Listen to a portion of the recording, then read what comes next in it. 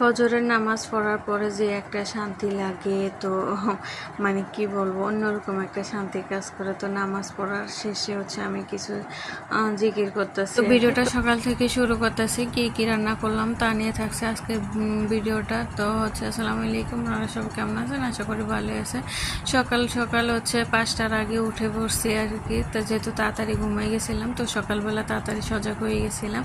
তো সকালবেলা উঠে আমাকে আমার ছেলেটা ডাকতেছে যে আম্মু উঠো, তুমি নামাজ পড়বা না?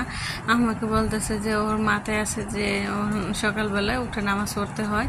তো আমাকে বলতেছে যে আম্মু নামাজ পড়বো না। তো পরে আমি উঠে নামাজ পড়ছি। তো ও আমার সাথে সাথে উঠে গেছে।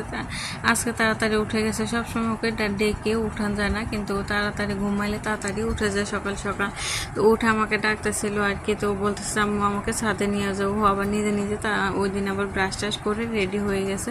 তো ছাদে চলে আসলাম। ছাদে ট্যাঙ্কের উপরে অনেকগুলো টপে মরিচ গাছ আর হচ্ছে বিলেতি ধনে পাতা এত সুন্দর সুন্দর হয়ে উঠে আছে। মানে তো কিছু বিলেতি ধনে পাতা নিয়ে নিয়েছি, এগুলো দিয়ে শুটকি দিয়ে ভর্তা বানাবো। বিলেতি ধনে পাতা দিয়ে শুটকির ভর্তা অনেক অনেক মজা হয় আর কি, শুকনো মরিচ দিয়ে। তো এগুলো হচ্ছে আমরা মুটে দিয়ে খাবো, মানে খুদে চালের ভাত দিয়ে আর কি খাবে। তো এটা আমি আমার শ্বশুর বাড়ি থেকে এসে মানে খাওয়াটা শিখছি আর কি। একদম সব মানে মুটটা দিয়ে হচ্ছে সব রকমের ভর্তা দিয়ে হচ্ছে খাই আর কি। খুবই মজা হয়। সাথে হচ্ছে ডিম বোনা মানে ডিম ভাজি থাকে, যেহেতু মানে বাসায়ও কেউ নেই তেমন টুকটাক। তো শুধু একটা ভর্তা দিয়ে ডিম ভাজি দিয়ে ওদেরকে খাওয়াইছি আর আমি ভর্তাটা দিয়ে খাইছি। তো দুপুরের নাস্তা রাস্তা শেষ করে হচ্ছে দুপুরের আয়োজন শুরু করতে হয়। তো ভাতটা রান্না করা শেষ, তারপর হচ্ছে ভাতের বেরো নিতে পারি না। তো তারপর এখন মুরগির মাংস বোনা করব। তো আমি সবসময় আমার শাশুড়ি থাকলে কিন্তু মুরগি মানে মাংস টাংস রান্না আমার করা হয় না, তো উনি করে সব সময়। তো আজকে যেহেতু নাই, তো আমি করতে হইতেছে। তো আমি আমার মতো করে রান্নাটা করতেছি, খুবই মজা করে রান্না করবো আজকে ভাবতেছি, একদম বোনা বোনা করে।